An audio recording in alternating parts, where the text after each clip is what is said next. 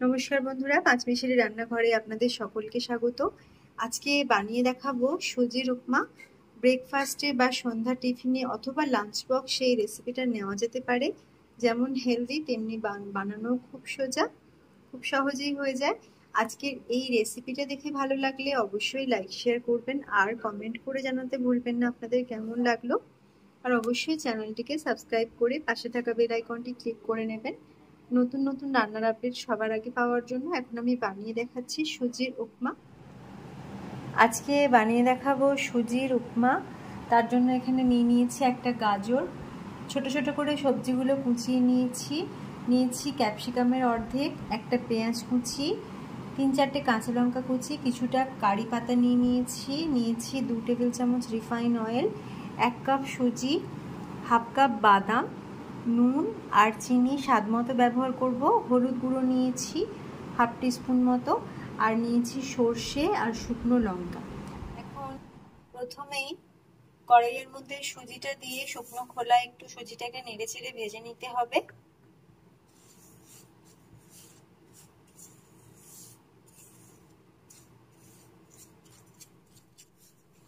এখন gas off করে সুজিটা ঢেলে নিতে হবে। এখন কড়াইয়ের মধ্যে তেল দিয়ে ভেজে নিতে হবে বাদাম।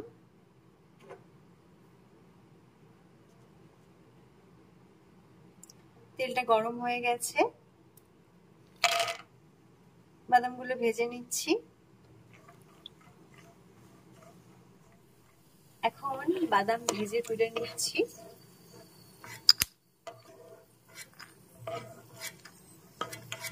এবার এই তেলের মধ্যে ফোড়ন দিয়ে ফোড়নটা ভেজে নিতে হবে।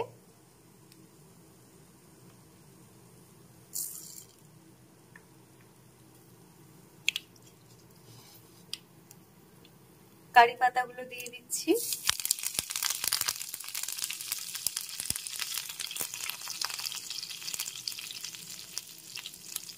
দিয়ে দিচ্ছি গাজর কুচি, সাথে পেঁয়াজ কুচি। এখন একটু নেড়েচেড়ে ভালো করে ভেজে নিচ্ছি। গাজর আর পেঁয়াজ কুচি ভালো করে ভেজে নিয়েছি। দিয়ে দিচ্ছি ক্যাপসিকাম আর দিয়ে দিচ্ছি কাঁচা লঙ্কা। লঙ্কার পরিমাণ নিজেদের মতো মিশিয়ে নেবেন, যেরকম ঝাল খাবেন। এর মধ্যে মিশিয়ে দিচ্ছি হলুদ গুঁড়ো, দিচ্ছি স্বাদ মতো নুন। এখন আবার নেড়েচেড়ে কিছুক্ষণ ভেজে নিতে হবে। এখন দিয়ে দিচ্ছি বাদাম। সবকিছু ভালো করে ভেজে নেওয়ার পর বাদাম মিশিয়ে দিতে হবে। দিয়ে দিতে হবে সুজি।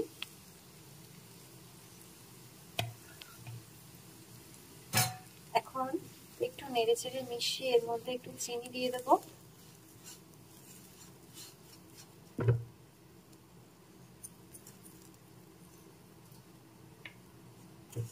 সামান্য একটু জল মিশিয়ে কিছুক্ষণ নেড়েচেড়ে নিতে হবে।